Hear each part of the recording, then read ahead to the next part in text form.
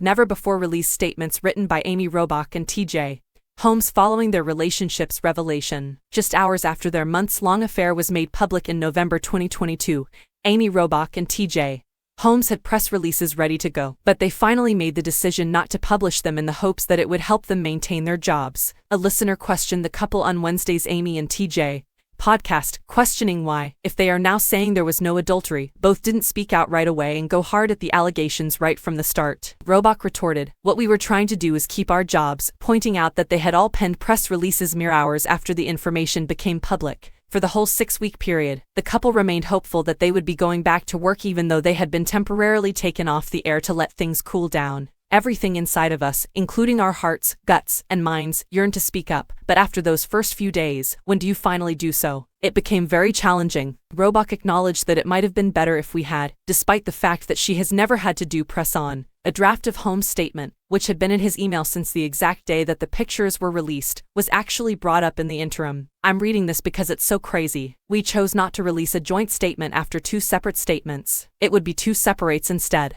I would have mine, and she would have hers." He then began by reading Robach's statement, which said, "After deciding to split up, my divorce is almost finalized. Though TJ and I have been friends for a long time, our relationship has only recently begun to take shape. In order to help my family heal, I kindly request privacy. After a month-long separation, I'm in the final stage of my divorce, a process that has been difficult and that my family, for their sake, had hoped to keep private," was his statement that followed hers. "During this difficult time, I have lent on my closest friend, and we recently became closer. At this moment, I am requesting privacy out of respect for my family."